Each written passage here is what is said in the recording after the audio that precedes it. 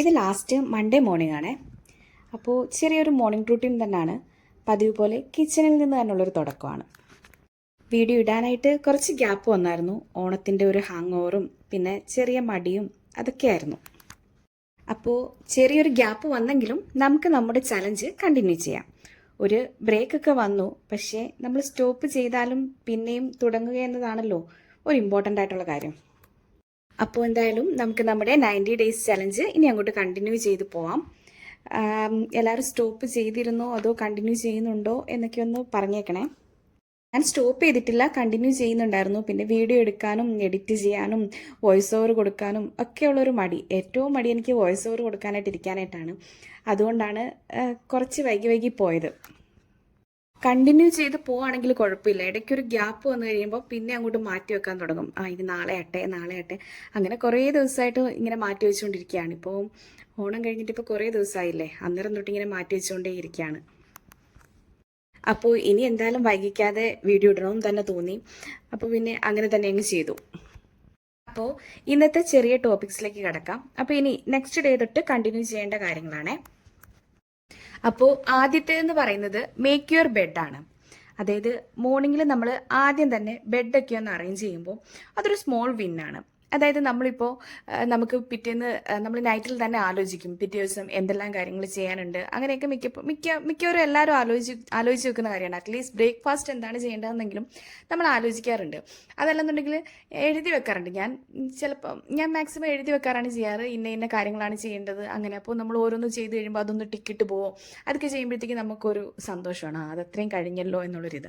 അപ്പോൾ അതുപോലെ തന്നെ നമ്മൾ അന്നത്തെ ദിവസം സ്റ്റാർട്ട് ചെയ്യുമ്പോൾ നമ്മുടെ ബെഡൊക്കെ ഒന്ന് ക്ലിയർ ചെയ്ത് നമ്മുടെ ബെഡ്ഷീറ്റും കാര്യങ്ങളും എല്ലാം ഒന്ന് മടക്കിയൊക്കെ വെച്ച് കഴിയുമ്പോൾ ആ ഒരു കാര്യം നമ്മൾ കംപ്ലീറ്റ് ചെയ്തു. അത് ചെറിയൊരു കാര്യമാണ്, പക്ഷെ അത് കംപ്ലീറ്റ് ചെയ്തു എന്നുള്ളൊരു ഫീല് അത് നമുക്ക് ഭയങ്കരമായിട്ടൊരു സന്തോഷം തരും. അപ്പോൾ നമ്മുടെ ഡേ തുടങ്ങുമ്പോൾ തന്നെ നമ്മൾ ഓൾറെഡി ഒരു ടാസ്ക് കംപ്ലീറ്റ് ചെയ്തു എന്നൊരു ഫീലിംഗ് ഒക്കെ കിട്ടും. ഇതൊരു വളരെ ചെറിയ കാര്യമാണ്, പക്ഷെങ്കിൽ ഈ ഒരു ചെറിയ കാര്യം നമ്മുടെ ബാക്കി ദിവസത്തിന് ഒരു പോസിറ്റീവ് മൂഡും കോൺഫിഡൻസും ഒക്കെ ബിൽഡ് ചെയ്യാനായിട്ട് ഹെൽപ്പ് ചെയ്യും. അതുകൊണ്ട് തന്നെ നമ്മുടെ രാവിലത്തെ ആ ഒരു ഫസ്റ്റ് ടാസ്ക് കംപ്ലീറ്റ് ചെയ്തു എന്നൊരു ഫീലിംഗ് കിട്ടിക്കഴിഞ്ഞാൽ നമ്മൾ ഓട്ടോമാറ്റിക്കലി പ്രൊഡക്റ്റീവായിട്ട് തുടങ്ങും. മേക്ക് യുവർ ബെഡ് എന്നൊരു ബുക്കുണ്ട് കേട്ടോ, അതൊന്ന് റീഡ് ചെയ്ത് നോക്കണം. ഈ ബുക്കിൽ പറയുന്നത് എന്താന്ന് പറഞ്ഞാൽ ചെറിയ കാര്യങ്ങൾ പോലും വലിയ റിസൾട്ട് കൊണ്ടുവരും എന്നാണ്. ഈ ബെഡൊക്കെ ഒന്ന് ക്ലീൻ ആക്കി ബ്ലാങ്കറ്റൊക്കെ ഒന്ന് മടക്കി വെക്കുക എന്നത് നമ്മുടെ ഡെയിലി ലൈഫിലെ വളരെ ചെറിയൊരു ജോലിയാണ് അല്ലേ.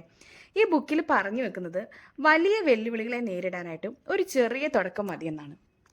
അപ്പോൾ നാളെ മുതൽ നമ്മൾ എഴുന്നേറ്റ ഉടനെ ആദ്യം ചെയ്യേണ്ടത് നമ്മുടെ ബെഡൊക്കെ ഒന്ന് ശരിയാക്കുക എന്നുള്ളതാണ്.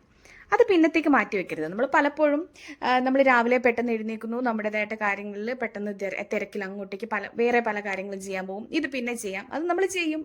ചിലപ്പോൾ ലേറ്റായിട്ടായിരിക്കും, ചിലപ്പം എപ്പോഴെങ്കിലും തോന്നുമ്പോഴായിരിക്കും, ചിലപ്പോൾ ചില സമയങ്ങളിൽ നൈറ്റ് വീണ്ടും കിടക്കാൻ വരുമ്പോഴായിരിക്കും ചിലപ്പോൾ ബെഡ് ശരിയാക്കുന്നത്. അപ്പോൾ അങ്ങനെയല്ല, അത് മാറ്റി വെക്കാതെ അതപ്പം തന്നെ നമ്മൾ എഴുന്നേറ്റ ഉടൻ തന്നെ അതങ്ങ് ചെയ്യണം. ഈ ഒരു ചെറിയ കാര്യം നമുക്ക് നമ്മുടെ ദിവസത്തിലെ ബാക്കി ടാസ്കുകളൊക്കെ കംപ്ലീറ്റ് ചെയ്യാനുള്ള നല്ല ഒരു എനർജി തരും. പിന്നെ ഇനി അടുത്തതായിട്ട് ചെയ്യേണ്ടത് ഒരു 5 മിനിറ്റ് രാവിലെ ഒരു 5 മിനിറ്റ് നമ്മൾ സൺലൈറ്റ് എക്സ്പോഷർ എടുക്കണം. ഈ രാവിലെ തന്നെയുള്ള സൺലൈറ്റ് നമുക്ക് വൈറ്റമിൻ ഡി തരും. ഇത് സ്ട്രെസ് കുറയ്ക്കാനും മൈൻഡ് ഫ്രഷ് ആക്കാനും ഒക്കെ ഹെൽപ്പ് ചെയ്യുകയും ചെയ്യും. സൂര്യപ്രകാശം നമ്മുടെ സ്കിന്നിലേക്ക് തട്ടുമ്പോഴാണ് വൈറ്റമിൻ ഡിയുടെ പ്രൊഡക്ഷനൊക്കെ നടക്കുന്നത്. നമ്മൾ ഇൻഡോർ ലൈഫാണ് കൂടുതലും അല്ലേ. അപ്പോൾ വീട്ടിലൊക്കെ ആണെന്നുണ്ടെങ്കിൽ പിന്നെ നമ്മൾ മുറ്റത്തേക്കൊക്കെ ഒന്ന് ജസ്റ്റ് ഇറങ്ങുകയൊക്കെ ചെയ്യും. പക്ഷെങ്കിൽ അതല്ല, ഇതുപോലെ അപ്പാർട്ട്മെന്റിലും അങ്ങനെയൊക്കെ ആണെന്നുണ്ടെങ്കിൽ നമുക്ക് പുറത്തേക്ക് ഇറങ്ങേണ്ട ഒരാവശ്യമേ ഇല്ല. നമ്മൾ ഒട്ടും ഇറങ്ങാറേ ഇല്ല, വേണമെന്ന് വെച്ചും ഇറങ്ങാറില്ല.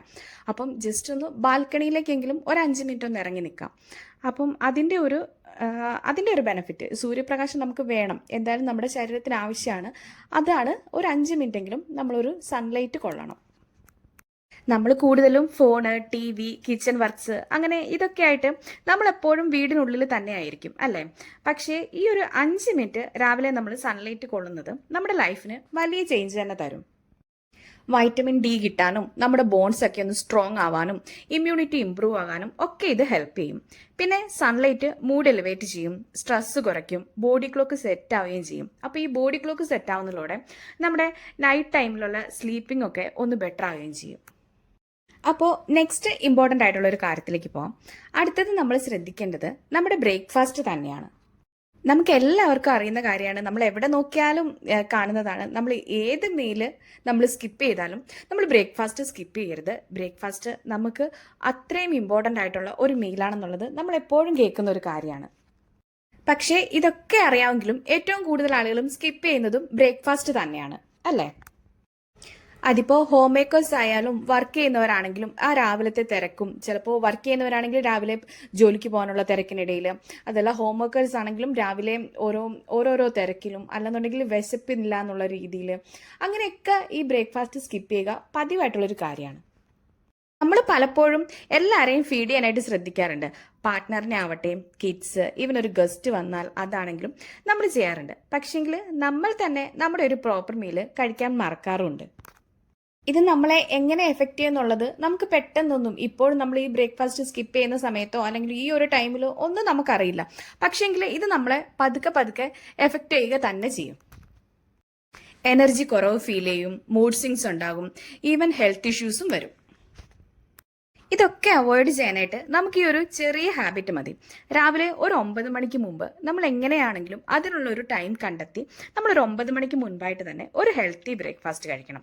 അത് ഒരുപാട് ഹെവി ആകണമെന്നൊന്നുമില്ല. എപ്പോഴും ഭയങ്കര വിഭവസമൃദ്ധമായിട്ട് അല്ലെങ്കിൽ ഒത്തിരി ഹെവി ആയിട്ട് കഴിക്കുക അങ്ങനെയൊന്നുമില്ല. ചെറിയ രീതിയിൽ നമ്മൾ വീട്ടിൽ എന്താണോ ഉള്ളത്, ജസ്റ്റ് ഒരു ഓട്സ് ആണെങ്കിൽ ഓട്സ്, അല്ലെങ്കിൽ ഇഡലി, ദോശ, എഗ്ഗ്, ഫ്രൂട്ട്സ്, അങ്ങനെ എല്ലാം ഉൾപ്പെടുത്തിയിട്ട് ഒരു നല്ല ഒരു മീല്, ഒരു ചെറിയ മീല് വളരെ ഹെൽത്തി ആയിട്ട് നമുക്ക് കഴിക്കാം പറ്റും.